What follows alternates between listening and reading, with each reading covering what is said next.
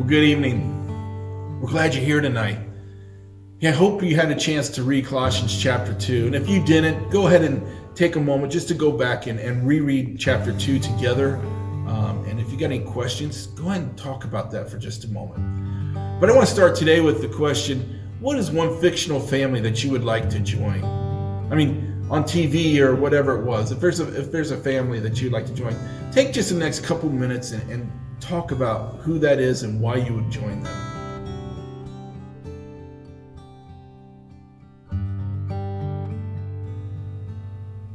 Well, for me, I guess there's a couple. There's always the Cosbys. They were always like the model family. Different Strokes was another family. The Drummonds and how they took kids in and whatnot, and they were families. And sometimes growing up, we all did our own thing and kind of went 100 different directions. But sometimes I think it would have been nice if we could have just been more of a family, closer as a family. And I just see a couple of those fictional families in that light. So I hope you had a good time discussing that, had a little bit of laughs and getting to know each other a little bit more. Hey, today I want to jump into Colossians chapter 3. Now I want to read the first few verses here. It says, "So if you have been raised with the Messiah, seek what is above, where the Messiah is, seated at the right hand of God.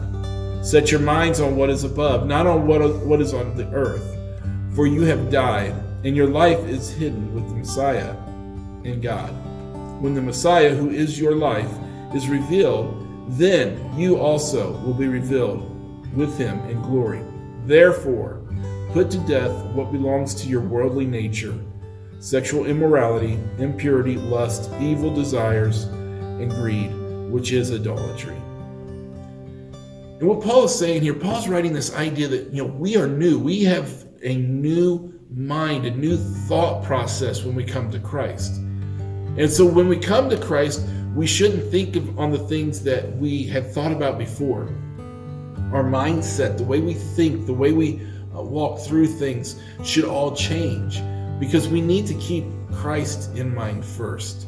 That's why he says to let go of all these things, the worldly nature, that's sexual immorality, impurity, lust, evil desires, and greed, which is idolatry. Let these things go, because they were all a part of our past. They're all a part of who we are in our sin nature.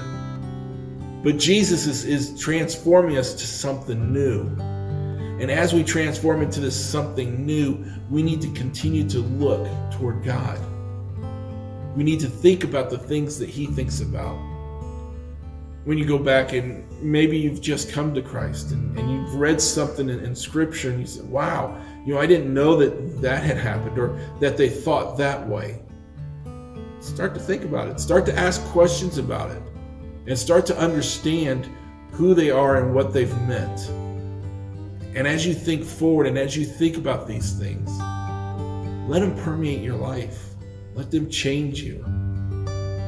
Because you no longer want to think about the past and what the old is, but think about what is new. So when you think about this passage here and you read the first 5 verses, what do you think of? So take the next few minutes and just talk about, what does it look like to change the way you think? Or is there something else that stands out in here for you to think about?